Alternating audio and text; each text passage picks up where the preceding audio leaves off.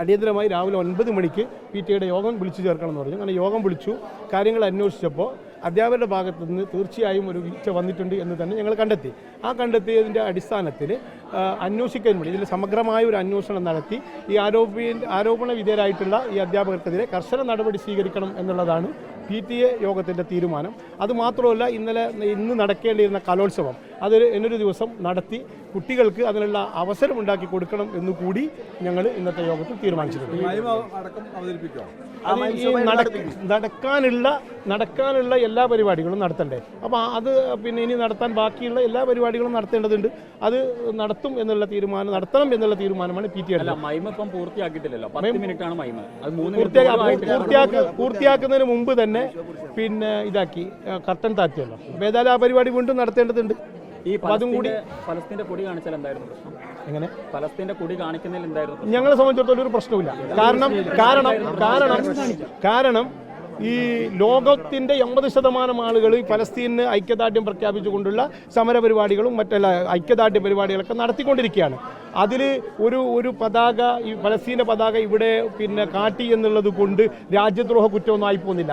അത് അവർക്കുള്ള ഒരു ഐക്യദാർഢ്യം. ഇന്ത്യ ഗവൺമെൻറ്റും ഈ അവസരത്തിൽ ഐക്യദാർഢ്യം എന്നുള്ള നിലയിൽ തന്നെയാണ് ഇപ്പോഴുള്ളത്. അവിടുത്തെ പീഡനം അനുഭവിക്കുന്ന ആളുകൾക്ക്, അല്ലെങ്കിൽ പ്രത്യേകിച്ച് കുട്ടികളാണ് ഇതിന് കൂടുതൽ ഇരയാകുന്നത്. അപ്പോൾ കുട്ടികൾ അതുമാതിൻ്റെ ഭാഗമായി മെയിൻ ഷോ അവതരിപ്പിക്കുന്നതിൽ യാതൊരു തെറ്റും ഞാൻ കാണുന്നില്ല. കാരണം സംസ്ഥാന കലോത്സവം നടക്കാൻ ആനുകാലികമായിട്ടുള്ള സംഭവങ്ങൾ തീർച്ചയായും ആ സമയങ്ങളിൽ അവതരിപ്പിക്കാറുണ്ട്. എല്ലാ സ്റ്റേജുകളിലും ഇതുപോലെ ആനുകാലികമായ വിഷയങ്ങളാണ് ഇത്തരം മത്സര പരിപാടികളിൽ നടത്താറുള്ളത്. അത് യാതൊരു തർക്കവുമില്ല.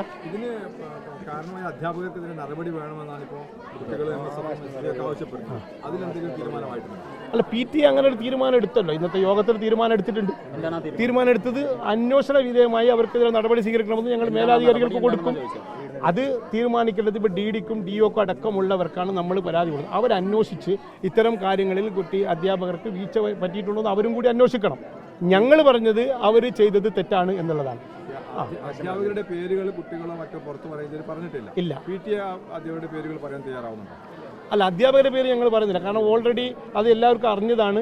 ഈ ഫോട്ടോയിലടക്കം ചെയ്ത വന്നതാണ്.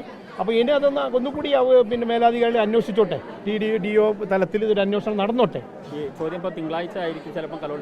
കലോത്സവം ഏകദേശം തിങ്കളാഴ്ചത്തേക്ക് ഞങ്ങൾ തീരുമാനിക്കുന്ന സമയത്താണ് ഈ പ്രതിഷേധക്കാർ കടന്നു വരുന്നത്.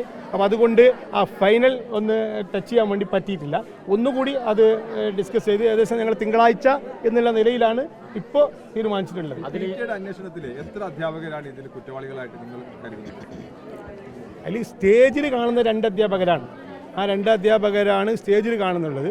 പിന്നെ അതിൻ്റെ പിറകിൽ വേറെ എന്തെങ്കിലും വിഷയങ്ങളുണ്ടോ, ഇനി ആരെങ്കിലും അധ്യാപകർ ഉണ്ടോ എന്നുള്ളത് അന്വേഷിച്ചിട്ട് അതിൻ്റെ കൂട്ടത്തിൽ അത് വന്നോട്ടെ. അത് നമുക്ക് പറയാമല്ലോ. ഇപ്പം നമുക്ക് കാണുന്ന 2 പേരാണ് ഈ വേദിയിൽ ഈ കർട്ടൻ താഴ്ത്തുന്നത് കാണുന്നത് 2 അധ്യാപകർ. വിശദീകരണം ചോദിച്ചു.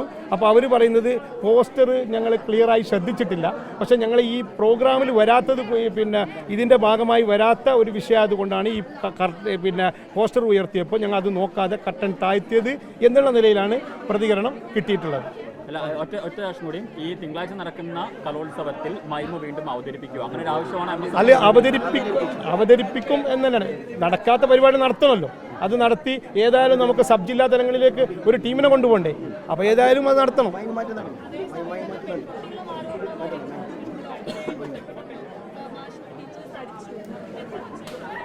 ആ ശ്രദ്ധ അത് ഞങ്ങളുടെ യോഗത്തിലോ PTA മീറ്റിങ്ങിലോ വന്നിട്ടില്ല. എനിക്കതിനെക്കുറിച്ച് അറിയില്ല, ആവശ്യം അറിയില്ല.